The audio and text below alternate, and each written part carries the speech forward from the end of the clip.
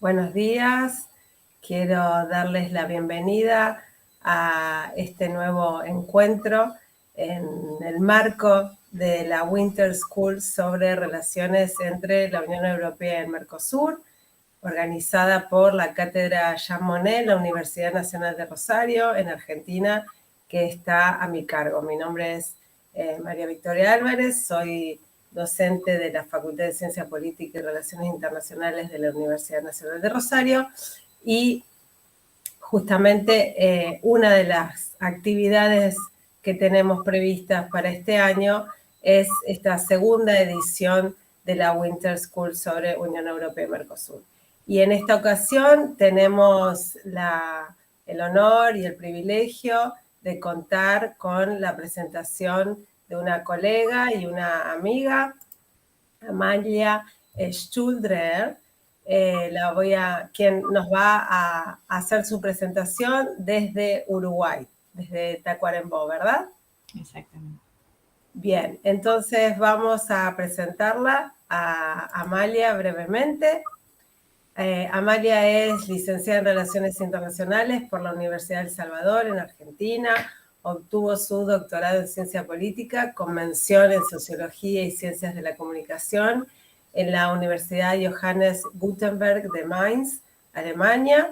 Actualmente se desempeña como profesora agregada en el régimen de dedicación total en el Instituto de Desarrollo Sostenible, Innovación e Inclusión Social, IDIS, en la sede Tacuarembó del Centro Universitario Regional Noreste de la Universidad de la República, y es investigadora activa del área social del Sistema Nacional de Investigadores en Uruguay. Es docente de la Tecnicatura en Desarrollo Regional Sustentable del CENUR Noreste y de la Licenciatura en Desarrollo de la Facultad de Ciencias Sociales. Dicta clases en el Diploma de Posgrado en Economía y Gestión para la Inclusión de la Facultad de Ciencias Económicas y Administración. Y además es docente invitada del Programa Interinstitucional de Posgrado en Relaciones Internacionales Santiago Dantas de la Universidad Estatal Paulista, la Universidad Estatal de Campiñas y la Pontificia Universidad Católica de San Pablo en Brasil, así como de la Maestría de Economía, Desarrollo y Cambio Climático del Centro Agronómico Tropical de Investigación y Enseñanza en Costa Rica. En el marco de su tarea en el IDIS, desde una perspectiva de gobernanza multinivel, sus trabajos se vinculan con procesos de integración en América Latina y con temas de la agenda global, como el cambio climático y las energías renovables, y sus repercusiones en términos de desarrollo sustentable de los territorios. De esa forma, desarrolla líneas de trabajo asociadas a la gobernanza territorial sustentable, la descentralización universitaria y los estudios del futuro. Integra redes académicas del ODELAR como la Red Temática de Estudios del Desarrollo y el Núcleo Interdisciplinario de Estudios de Desarrollo Territorial. También forma parte de distintas redes internacionales como la Asociación Alemana de Estudios sobre América Latina, el Grupo de Reflexión sobre Integración y Desarrollo en América Latina y Europa, GRIDALE, y la Red Internacional sobre Problemas, Pensamientos y Sistemas Complejos, Red Incomplex, con el nodo Estudios sobre Interdisciplina y Transdisciplina. Bueno, volvemos a agradecerle muchísimo a Amalia y le damos la palabra para que realice su presentación. Bueno, muy buenos días a todos. Ante todo, agradecer a la profesora María Victoria Álvarez de la Cátedra Jean Monnet de la Facultad de Ciencia Política y Relaciones Internacionales de la Universidad Nacional de Rosario esta invitación. Para mí es un gusto enorme poder compartir este espacio y felicito la iniciativa de la Winter School, que me parece que es un ámbito sumamente estimulante para los que estamos interesados en estas cuestiones, ya seamos docentes o seamos estudiantes, así que bueno, para mí es realmente un gusto enorme compartir algunas reflexiones que tienen que ver con la historia, con el presente y con el futuro de las relaciones entre lo que es América Latina, con foco en el Mercosur, y la Unión Europea. Entonces, a partir de ahí, esta presentación que vamos a compartir y que, bueno, que espero que sirva como elemento también para futuras reflexiones por parte, digamos, de los participantes de la Escuela de Invierno. El título de mi presentación tiene que ver justamente con esto, ¿no? Considerar las relaciones de la Unión Europea y el Mercosur con proyecciones a futuro desde una perspectiva que, como decía la profesora María Victoria, es la que yo trabajo, que es la del desarrollo sostenible. O sea, que es desde ahí que yo estoy pensando ese vínculo interregional. Pasamos a la siguiente. Porque, bueno, estamos en un momento, digamos, que, digamos, es interesante considerar, digamos, este relanzamiento o digamos, reinicio, este reseteo de relaciones birregionales y, bueno, pensarlo a futuro, pero siempre también tener en consideración la mirada desde la historia, ¿no? Teniendo como punto de partida la existencia ya más de 30 años de Mercosur, ¿no? Celebrados en el año 2021, y más de 20 años de acuerdos y desacuerdos en este vínculo, digamos, de relacionamiento entre la Unión Europea y el Mercosur. Estamos en estos instantes presenciando el relanzamiento de una nueva estrategia de la Unión Europea para revitalizar lo que es todo su vínculo con América Latina y el Caribe. Y bueno, en ese sentido hemos tenido una visita de la presidenta de la Comisión de la Unión Europea, Ursula von der Leyen, que ha hecho una gira por Brasil, México y Argentina y ha presentado esta nueva estrategia con algunos pilares, ¿no? De esta nueva partenariato, este partnership que tienen que ver con la política por un lado, el comercio por otro lado y las inversiones englobadas en ese concepto de la Global Gateway. Entonces, bueno, como decía, este es un momento en que invita, digamos, la coyuntura a hacer, digamos, una evaluación, un balance y mirar un poco las proyecciones, reflexionando sobre el derrotero desde una perspectiva de desarrollo sostenible, viendo qué oportunidades y desafíos tenemos en el presente y en el futuro, partiendo desde una mirada desde la historia.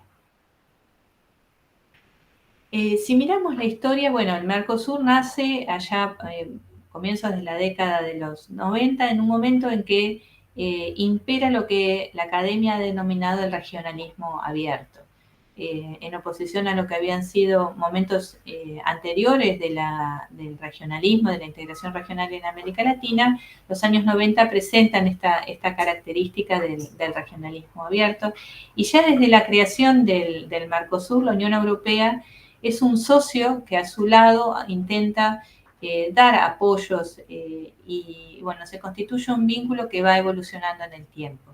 Ya en el año 1992 hay un acuerdo de apoyo de cooperación interinstitucional que fortaleció al Mercosur. En el 95 tenemos el acuerdo marco de cooperación entre ambos bloques, y en el 1999, en la cumbre realizada en Río de Janeiro, se lanza esta supuesta asociación estratégica con bombos y platillos entre la Unión Europea y América Latina y el Caribe. Y en ese marco también es que comienzan las negociaciones por un acuerdo de liberalización comercial con uno de los bloques, que es el Mercosur, y estas negociaciones ya se han prolongado por más de 20 años. Es evidente que existe un importantísimo potencial para alcanzar este acuerdo, pero también es muy evidente que hay intereses no convergentes, incluso intereses encontrados entre ambos bloques. En el sentido de las convergencias, bueno, la Unión Europea y el Mercosur comparten valores comunes, esto se ha dicho en repetidas ocasiones, concepciones relativamente similares en cuanto a la democracia, los derechos humanos, la vigencia de la economía de mercado, el desarrollo sostenible. Y ese vínculo con la Unión Europea ha significado para el Mercosur de alguna manera un catalizador, un desencadenante positivo para reforzar el compromiso del bloque mercosureño con estos valores. Entonces vemos que hay un acervo común compartido entre ambos bloques, aunque también a la hora de pensar este acuerdo concreto, digamos, de liberalización comercial, se hacen evidentes conflictos por intereses contrapuestos, y esto, digamos, ha llevado a algunos especialistas muchas veces a considerar, bueno, la moneda de cambio, ¿no? ¿En qué va a desencadenar esta relación comercial si es que vamos a estar intercambiando meramente como dirían José Antonio Sanaúja y Damián Rodríguez, vacas por coches, digamos, ¿no? Entonces, evitar un poco los reduccionismos y conservar siempre la mirada más integral al vínculo interregional. Porque teóricamente esta relación interregional es un marco virtuoso, digamos, que puede potenciar también y efectuar aportes a la gobernanza global. En un contexto del sistema internacional que desde el cambio del milenio a comienzos de este siglo ha atravesado por fuertes cambios y muchas incertidumbres.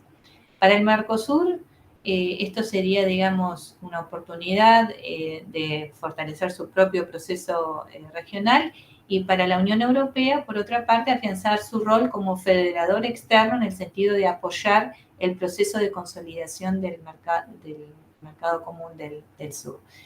Esto en el marco de un proceso, digamos, comienzos de milenio, de aceleración de la globalización, que obviamente es generadora de procesos sumamente complejos en múltiples planos. Eso, digamos, el panorama un poco a comienzos del siglo XXI. Avanzado el tiempo, nos enfrentamos allá por el año 2008, la crisis global, a partir, digamos, fue la crisis desencadenada en Estados Unidos, la crisis hipotecaria que se traslada rápidamente a Europa y se convierte en una crisis global, y por otra parte la crisis del propio proyecto europeo, ¿no? Que llega en esos años a cuestionar incluso la solidez del proyecto europeo como tal. Tras haber atravesado un periodo, digamos, eufórico, si se quiere, con la introducción del euro, bueno, allí por los años 2008, la crisis europea, sobre todo, digamos, esta tensión entre los países, digamos, más consolidados y países como Grecia, digamos, que atravesaban una crisis financiera que desafió al proyecto europeo como tal. En lo que hace a la negociación interregional, o sea, el vínculo entre la Unión Europea y el Mercosur, estas crisis de todas maneras no afectaron el vínculo como tal, digamos, ¿no? Persistieron incertidumbres históricas que eran propias del vínculo y se agregaron otras nuevas.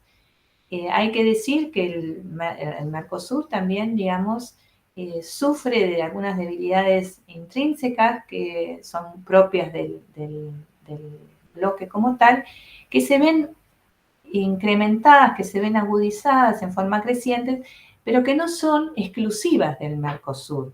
Esto hay que verlo también en el contexto de lo que son los procesos de crisis de las instancias latinoamericanas, digamos, ¿no? Por eso digo que la debilidad en los procesos de integración no es exclusiva del Mercosur, sino que también es compartida por otras instancias. Pensemos, por ejemplo, lo que sucedió con la UNASUR. El Mercosur, con sus debilidades, de todas maneras, siempre apuntó a encontrar lo que Gerardo Caetano y Nicolás Posse denominan los mínimos comunes denominadores, o sea, el esfuerzo de mantener el proceso de integración.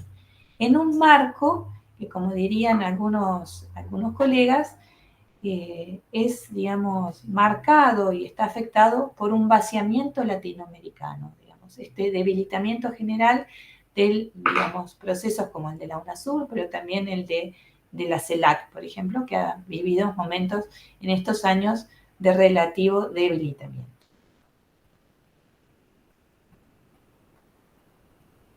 Hablábamos de la crisis del 2008, que ha llevado a algunos autores a plantearse incluso si es que estábamos iniciando una etapa de posglobalización, como postula, por ejemplo, José Antonio Sanaúja, a lo que sobre llovido mojado se agrega, además de la crisis del 2008, la pandemia del COVID-19, o sea, una crisis dentro de una crisis, o sea, lo que podríamos llegar a denominar en términos de la escuela de Anales, la escuela encabezada por el historiador Ferdinand Brodel, como una coyuntura crítica en términos de la larga duración histórica. En un marco, además, de disputa hegemónica entre la potencia dominante Estados Unidos y la potencia ascendente China, sobre todo en cuestiones que hacen a la ciencia, la tecnología, la innovación, en un contexto de debilitamiento de las instancias multilaterales, incluso de aquellas a nivel global, como pueden ser la Organización Mundial del Comercio, que ha entrado, digamos, en el siglo XXI en una etapa de impas.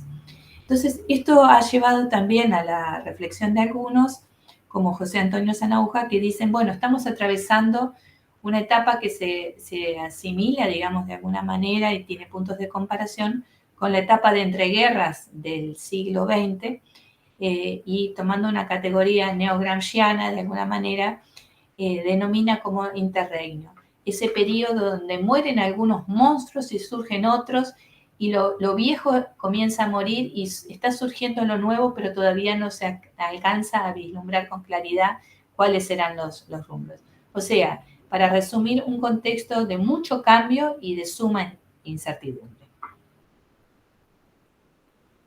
Entonces, esto es una crisis que tiene impactos refundantes en términos de la correlación de fuerzas a nivel, digamos, global, y esto obviamente que repercute y tiene impactos, afecta lo que es las posibilidades de gobernanza global, por un lado, y las posibilidades de la gobernanza regional.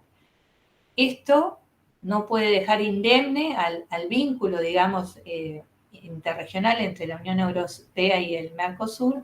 Y bueno, tenemos este dilema de cómo llegamos a consolidar el acuerdo entre la Unión Europea y el Mercosur. Y para mí, pensado esto, digamos, desde la perspectiva que trabajo aquí en el Instituto de Desarrollo Sostenible en Tacuarembó, este dilema del acuerdo Unión Europea-Mercosur tiene puntos directos de contacto con los dilemas que hoy enfrenta la humanidad en términos de desarrollo. Es evidente en esta vinculación regional, en estas negociaciones del acuerdo comercial entre la Unión Europea y el Mercosur, que hay un contrapunto entre lo que se aspira a nivel comercial con las cuestiones medioambientales. Entonces, la pregunta que yo planteo es si esta crisis, si este momento de incertidumbre no nos permite, digamos, enfrentarnos a una ocasión para repensar justamente la relación interregional Unión Europea-Mercosur en vinculación a paradigmas más integrales o aún más integrales que los que estábamos, digamos, utilizando hasta este momento.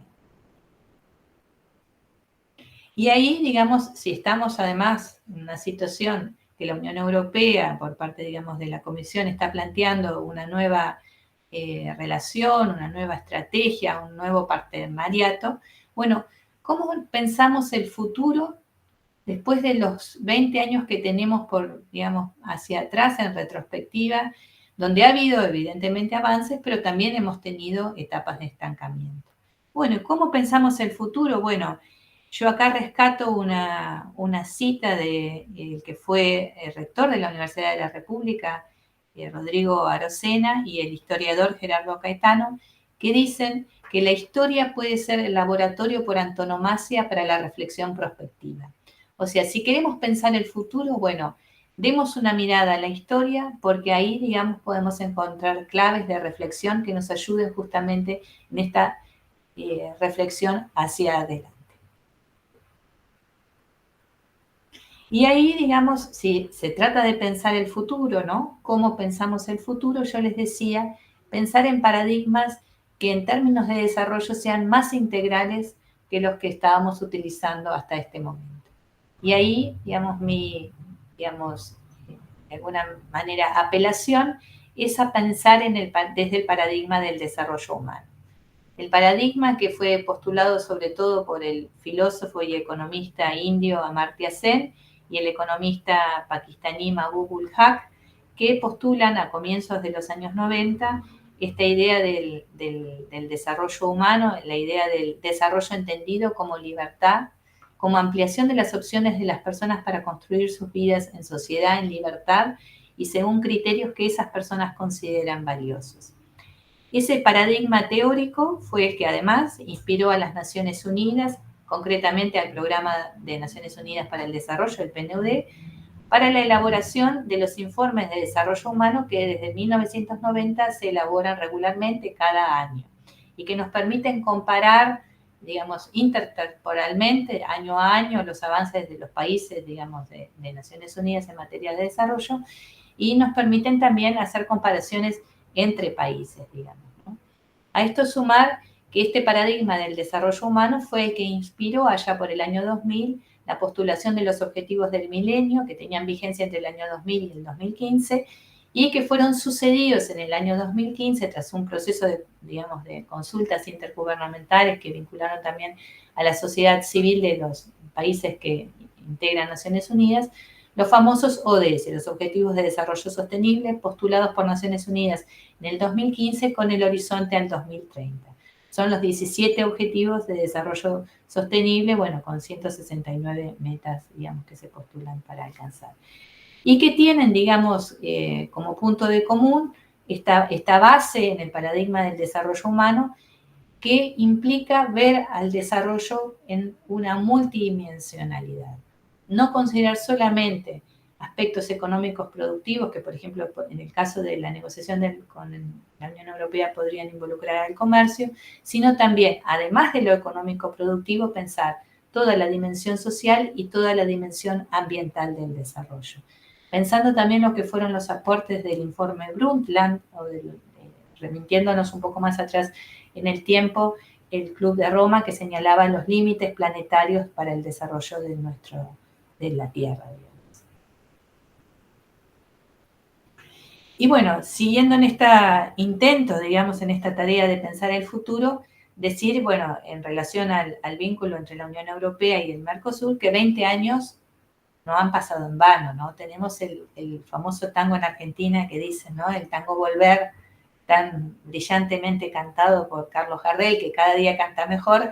20 años no es nada, dice el tango. Sin embargo, para una relación entre dos bloques y para una negociación comercial, 20 años es mucho tiempo, digamos, ¿no?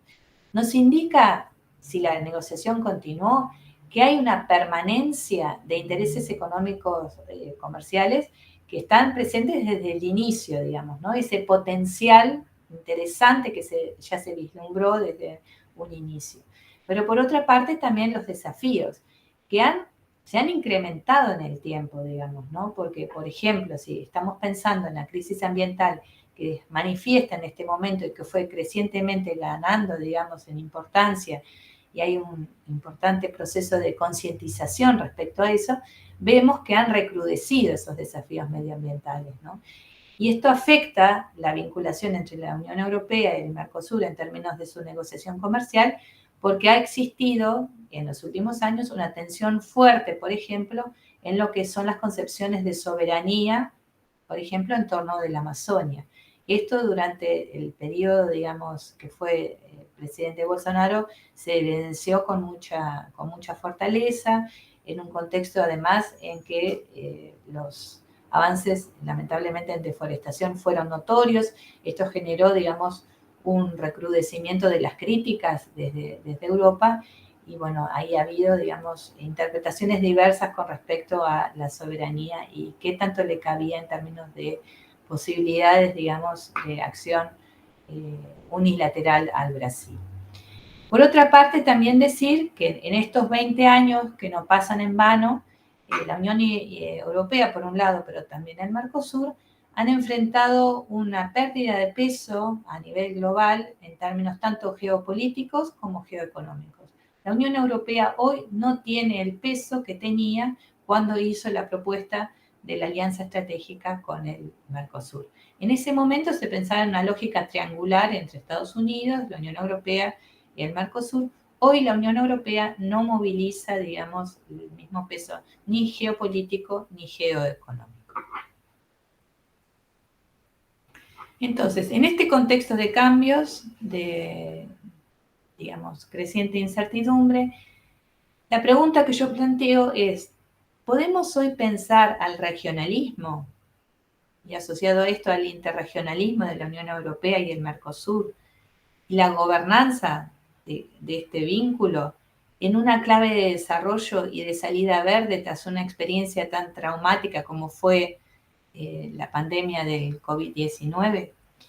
Y ahí hay una publicación de dos colegas, de Pia Rigirosa y Christian Weil, que es el manual de la gobernanza de América del Sur, que nos dan algunas pistas, digamos, que creo que nos pueden ayudar a pensar este futuro. y plantearnos esta pregunta acerca de cómo las instituciones, en este caso regionales o interregionales, devienen o pueden convertirse en espacios políticos donde se definen y se vuelven a redefinir normas y donde los actores encuentran ámbitos para postular sus reclamos y donde pueden surgir nuevos liderazgos para prácticas alternativas de gobernanza, ya sea a nivel regional o como aporte a la gobernanza global. La pregunta entonces es si este acuerdo birregional que estamos presenciando, digamos, la negociación desde hace tanto tiempo, puede constituir un vector, un camino, un derrotero para superar rezagos de desarrollo de bienestar en Mercosur, ¿no? Pensemos en Mercosur insertos en una región como América Latina, que no es la más pobre del mundo, pero sí la más desigual. Entonces, ¿cómo este acuerdo birregional eventualmente podría contribuir a superar esos rezagos en Mercosur, pero también en la Unión Europea, que enfrenta también, digamos, dilemas en cuanto a lo que son sus disparidades, ¿no? Y si no es este acuerdo birregional, bueno, ¿qué alternativas tenemos en términos de promover un modelo de desarrollo humano sustentable para las comunidades, para las sociedades, las economías del Mercosur y la Unión Europea? ¿Y cuál es el espacio dentro de la negociación interregional para el compromiso con la Agenda 2030 y los Objetivos de Desarrollo Sostenible y los 17 objetivos a los que yo un poco más temprano hacía alusión? Tenemos un punto de partida y es que en junio del 2019 se acordó o se logró un acuerdo en principio en materia comercial entre la Unión Europea y el Mercosur. Y luego vino una fase, una etapa de impasse, digamos, de cuestionamientos europeos, medioambientales, sumamente genuinos por una parte, pero que también en algunos sentidos despierta la preocupación de un neoproteccionismo, digamos, encubierto tras esta preocupación medioambiental, que digamos, nos lleva a pensar esto, y bueno, los que trasladan estas preocupaciones medioambientales son los mismos países europeos que tenían preocupaciones de carácter proteccionista por las exportaciones agrícolas del Mercosur. O sea, los sospechosos de siempre son los mismos, digamos, ¿no? Entonces, en ese sentido, bueno, la preocupación nadie niega la preocupación genuina por el medio ambiente y la deforestación, por ejemplo, en la Amazonia, pero bueno, justo ahí esa coincidencia, digamos, ¿no? Que países como Francia, Irlanda, Austria, son los que, digamos, manifiestan estas preocupaciones con fuerza. ¿En qué se ha avanzado para, digamos, despejar estas preocupaciones? Bueno, allá por diciembre del 2020 hubo una declaración entre los dos bloques sobre desarrollo sostenible en una reunión interministerial y hay que pensar que acá se trata de no solo cambiar una lógica y una narrativa, ¿no? No se trata solamente, digamos, de justificar los acuerdos, que no se trata acá de simples tratados comerciales, sino de darle un nuevo significado a ese vínculo regional, realmente de un refortalecimiento, ¿no? Con todos estos cuestionamientos, bueno, que salga algo más fuerte, algo más sólido, teniendo en cuenta, digamos, que nos encontramos, como decía más temprano, en un contexto de disputa hegemónica entre dos potencias y considerando la pérdida de peso que han sufrido estos dos socios, la Unión Europea y el Mercosur. Entonces, si estamos en esa situación de debilitamiento respectivo, en un contexto de disputa hegemónica entre China y Estados Unidos, bueno, cómo este vínculo, cómo este acuerdo birregional puede darle herramientas, diría José Antonio Sanaúja, para fortalecer la autonomía estratégica para cada uno de los socios, tanto la Unión Europea como el Mercosur. Ahí, digamos, es importante tener en cuenta el contexto global. Yo les decía, digamos, la competencia geopolítica entre las dos potencias, tener en cuenta, digamos, lo que significa hoy China, que está encabezando, digamos, todo el desarrollo en sectores estratégicos que tienen vinculación con el clima, la energía y la tecnología, por ejemplo, los semiconductores, los paneles solares, todo lo que puede contribuir a la transición energética, a la transición verde, China ha demostrado crecientemente una capacidad de liderazgo y de desarrollo tecnológico. Por otra parte, si miramos hacia el lado de Estados Unidos, bueno, vemos que el desarrollo normativo jurídico de los últimos 2 años, hay un intento, digamos, de fortalecer lo que es la producción en estos sectores estratégicos en Estados Unidos. Entonces tenemos la ley de reducción de la inflación, la ley de chips y de ciencias, ambas son de agosto del año pasado. Por otra parte, un intento de reindustrialización, ¿no? Con esta ley que ha sacado Estados Unidos de inversión en infraestructura y empleos de noviembre del 2021, que lo que implican concretamente es el intento de tener atractivos, incentivar para que las empresas produzcan nuevamente en suelo americano. Toda esta estrategia del reshoring, después de haber tenido durante los años del comienzo del milenio, en plena globalización avanzada, toda esta cuestión del offshoring, hoy tenemos una cuestión de volver a las raíces y, bueno, volver, digamos, a tratar de tener una política industrial activa que, bueno, que produzca, digamos, nuevos incentivos para, digamos, posicionarse industrialmente desde el propio Estados Unidos. Y, bueno, esto evidentemente choca con los intereses europeos de atraer inversiones en estos sectores estratégicos, digamos, ¿no? Esto es una carrera por atraer inversiones y aquí están en juego miles de millones de inversiones en sectores que son de punta, son de desarrollo tecnológico de absoluta avanzada y que para la transición energética, la transición verde que necesita y digital que necesita el planeta, son absolutamente estratégicos. Entonces, bueno, en este contexto de disputa, de incertidumbre, ¿qué podemos hacer con el acuerdo interregional? ¿Cómo podemos utilizarlo como herramienta? ¿Es que con estos cuestionamientos que tenemos debemos abandonar los esfuerzos? ¿O es que debemos reforzar algunas salvaguardas, por ejemplo, de carácter ambiental, para poder salvar las diferencias?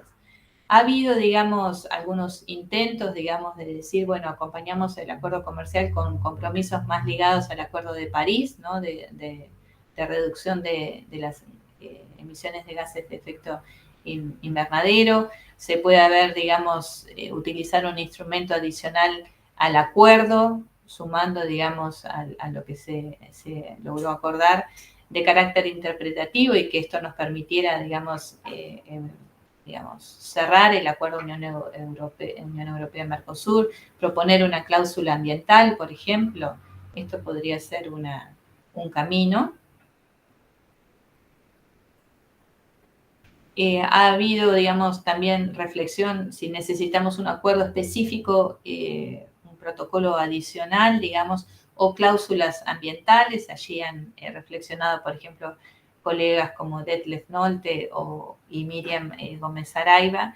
También hay interesantes, y acá queda el link para el que quiera, digamos, indagar, algunas propuestas del Centro para Desarrollo de Derecho Internacional en materia de desarrollo sustentable. Ahí queda, digamos, algunos esfuerzos que han hecho universidades latinoamericanas y europeas como para hacer una propuesta a los negociadores.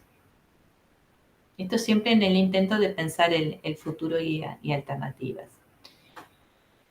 Yo creo, digamos, que podemos volver a las reflexiones de Pierre Rigirosi y Wild en el sentido de aquello de cómo pensamos la gobernanza en clave de desarrollo sustentable y tomar lo que ellos proponen de reflexionar por áreas temáticas.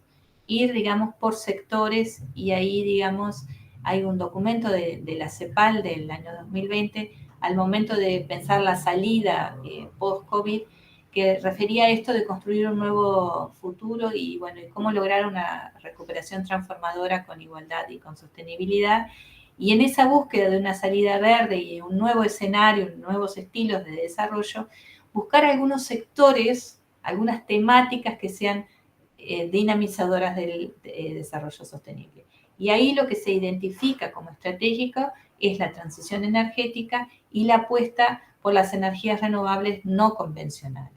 Cuando hablo de las no convencionales son las nuevas energías renovables, la fotovoltaica, la geotérmica, la solar, en oposición a lo que pudo haber sido considerado mucho tiempo como renovable, como es la energía hidráulica, pero que tiene altos costos por lo que significa la necesidad de inundar amplios territorios para poder represar el agua y la afectación de los ecosistemas.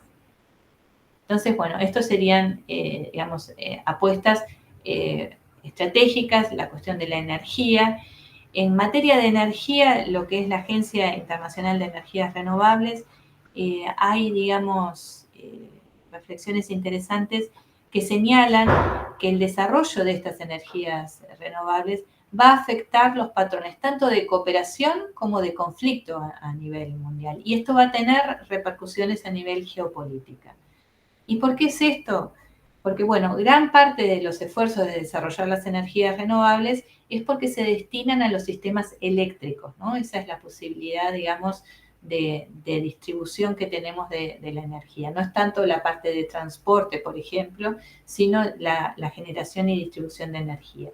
Y esto, este hecho, digamos, que las energías renovables se destinan a los sistemas eléctricos, nos hace pensar que, bueno, que es posible que a futuro se regionalicen las relaciones energéticas. Y esto ya lo estamos viendo, digamos, en el Mercosur. Sobre esto me voy a explayar un poquito más adelante, pero lo estamos viendo también en la Unión Europea. O sea, que de tener redes globales de distribución de la energía, sobre todo de la energía fósil, digamos, ¿no? Que se transporta a través, digamos, de barcos, digamos, piensen lo que es el transporte del petróleo o a través de gasoductos. Bueno, desde esas redes globales van a ir, digamos, dándose patrones que regionalicen la distribución de la energía, generando comunidades de redes que estén basadas en bloques y bloques económicos a la manera, por ejemplo, del Mercosur. Entonces, bueno, importante esta idea de la regionalización de las relaciones energéticas a futuro, pensando, digamos, en lo que es la realidad del Mercosur.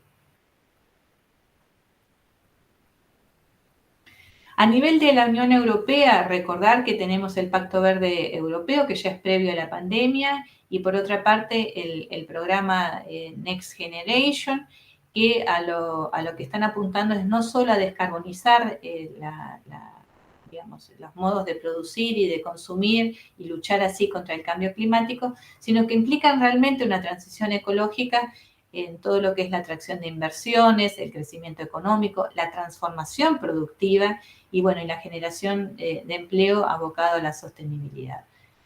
Esto, digamos, implica también una nueva estrategia con América Latina y el Caribe, porque, bueno, la Unión Europea va a estar formateada por este pacto verde, digamos, y por el programa Next Generation. Entonces, esto va a determinar de qué manera se va a vincular con otros socios, incluidos América Latina y el Caribe. Para América Latina y el Caribe, el potencial que tiene el vínculo con la Unión Europea es que es un socio que tiene una agenda más diversa que otros actores. A diferencia de China, que es un comprador neto de productos provenientes del sector primario, y con esto, digamos, uno puede ver en las últimas décadas todo un proceso de reprimarización de nuestras economías por, digamos, las exportaciones, ¿no? En Uruguay fue claramente, por ejemplo, el caso de la soja, un boom, digamos, de las commodities, pero Uruguay no es el único. Hablo de Uruguay porque estoy radicada aquí, pero bueno, en Argentina podemos también ver un proceso similar. El potencial que tiene la Unión Europea es que apunta a una relación más integral y no, digamos, tan monocultivista, digamos, no, asociado, digamos, a un solo rubro. Tiene en ese sentido la Unión Europea una agenda social y de transición verde mucho más amplia y que tiene precisamente, y esto es lo interesante para la vinculación con el Mercosur, un pilar en la cooperación birregional.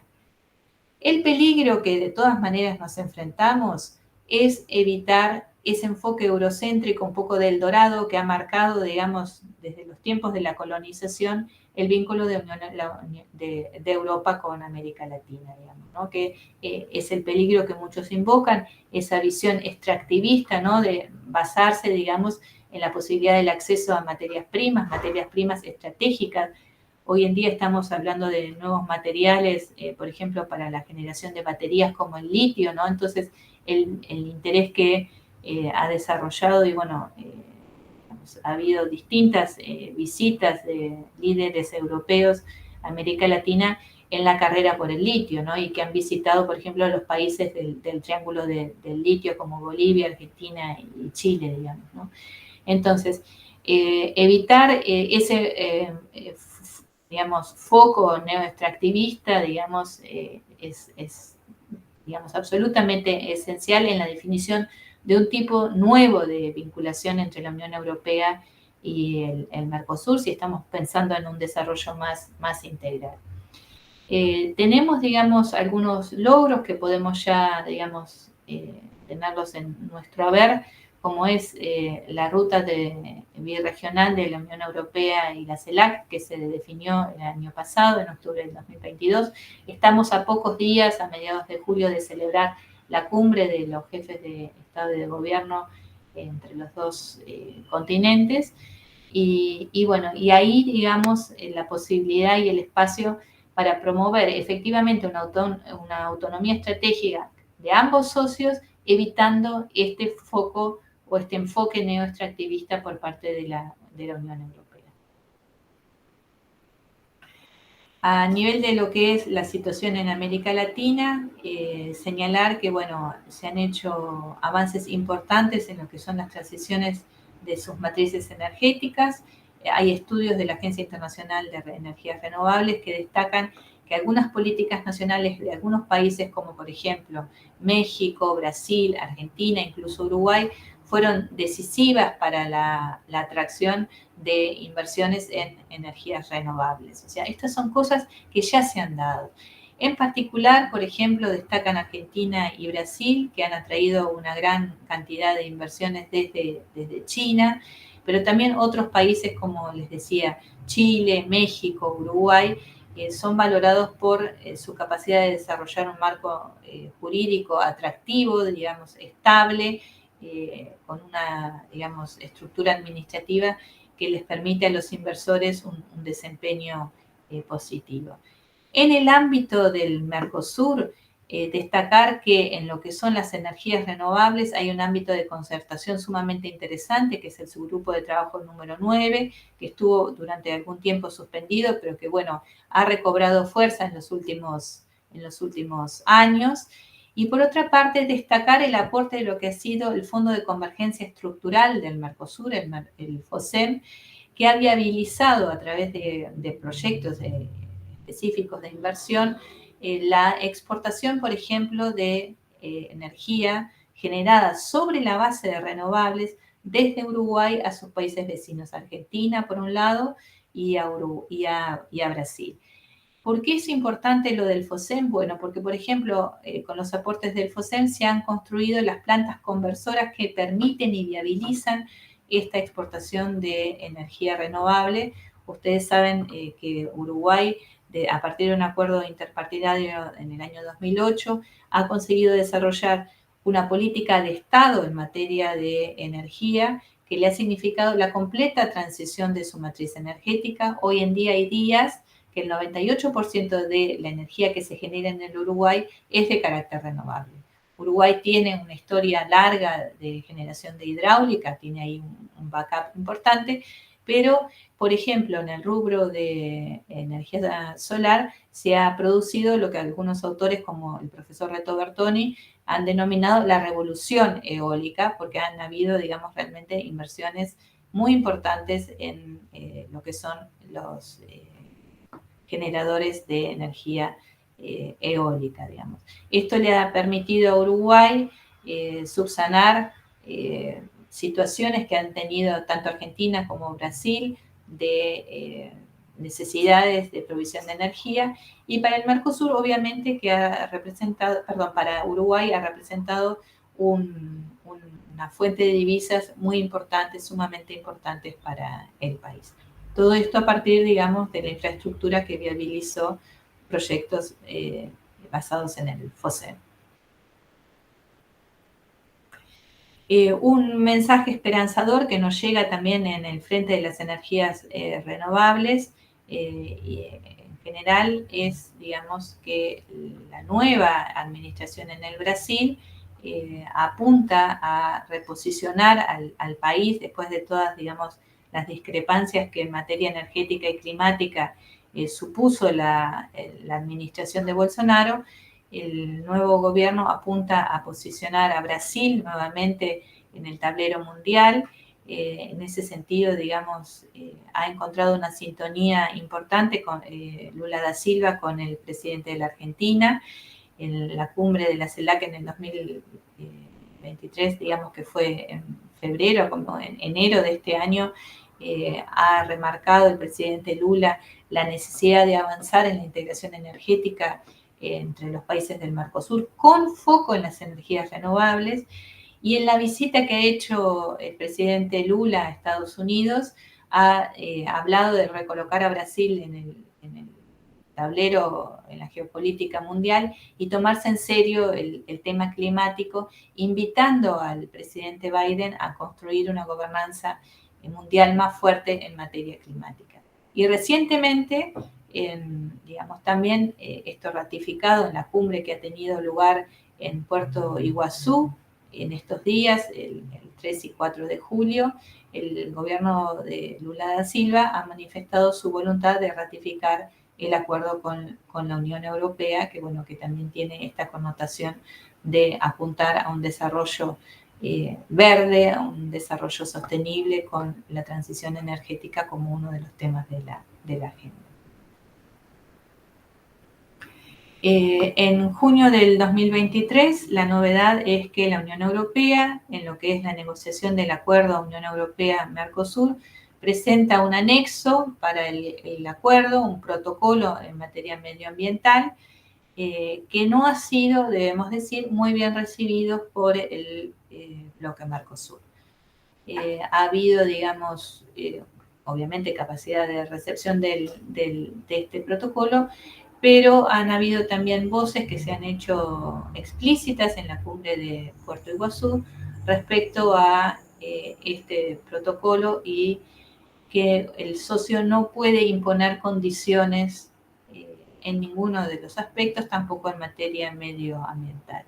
De todas maneras, dejando de lado este protocolo que hay que discutirlo, ¿no? Este protocolo adicional medioambiental, lo que sí surge de la última cumbre del Mercosur en Puerto Iguazú es que se identifica al acuerdo como tal, como algo positivo para el bloque. Por ejemplo, el canciller argentino Cafiero se refirió al acuerdo como una posibilidad, digamos, para generar oportunidades concretas para incorporar nuevas tecnologías y empleos, y como un vehículo eficaz para que el Mercosur pueda potenciar o fortalecer su participación en el reacomodamiento en el marco global de producción y de empleo.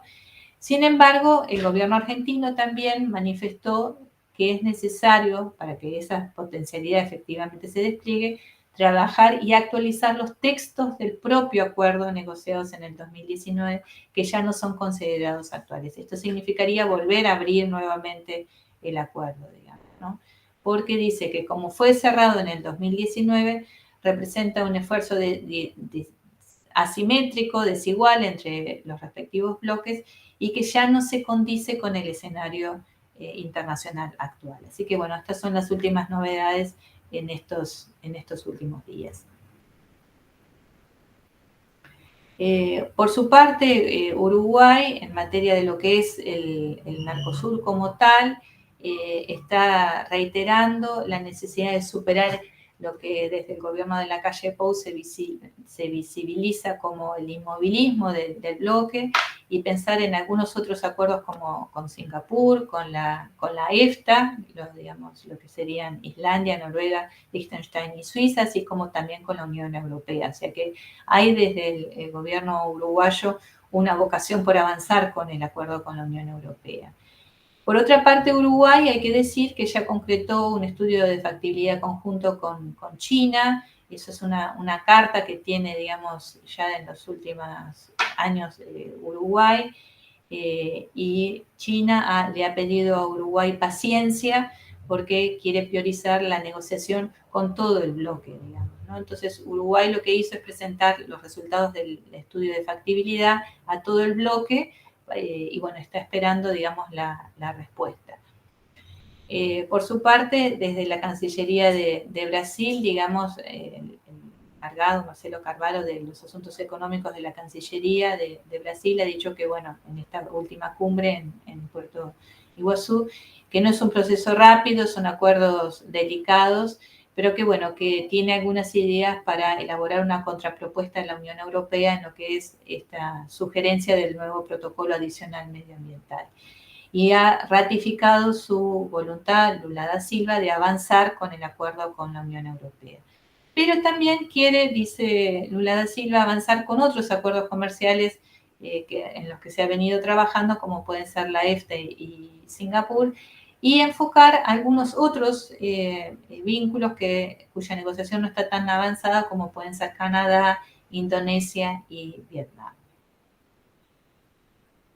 Entonces, bueno, como para corolario, digamos, y como un poco para el redondeo, digamos, de lo que ha sido esta exposición, subrayar que evidentemente en estos últimos trazos, ¿no?, que yo en estos minutos he procurado hacer, vemos que existen coincidencias, que, digamos, existe un gran potencial que ya fue identificado desde el inicio de la negociación entre la Unión Europea y el Mercosur, pero también vemos que se explicitan divergencias que son muy propias de ese vínculo interregional.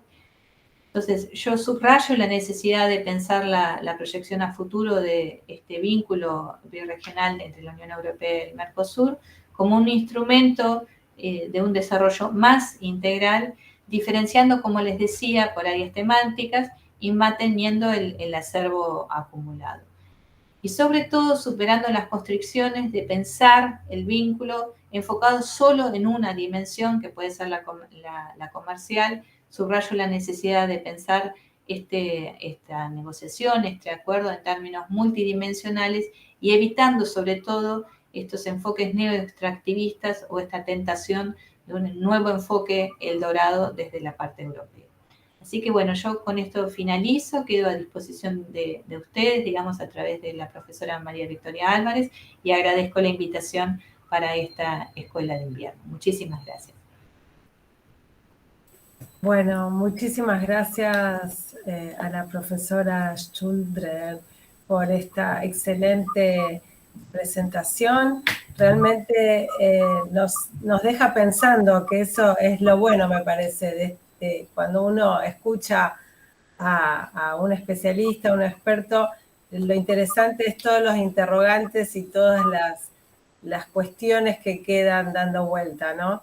Me parece fundamental tener esta mirada integradora, esta mirada multifacética, multidimensional, y sobre todo no olvidarnos de poner el foco, como bien decía Amalia, en el desarrollo sustentable. Creo que hay que volver a pensar este tipo de acuerdos desde ese lugar, porque en definitiva son acuerdos que tienen otros fines últimos, ¿no? Son acuerdos que no finalizan en sí mismos, sino que tienen objetivos superiores. Entonces, me parece que este enfoque multidimensional que presentás, que proponés, con digamos, poniendo en el corazón de ese enfoque multidimensional al desarrollo sustentable, me parece fundamental. Así que bueno, nuevamente muchísimas gracias. Seguramente te estaremos convocando en próximas actividades en el futuro. Así que desde Rosario un saludo muy grande y que estés muy bien, Amalia. Gracias por todo. Ha sido realmente un gusto y bueno, un cálido saludo desde Tacuarembó, en el norte del Uruguay, y mucho éxito con la escuela. Bueno, muchas gracias. Un saludo. Un saludo.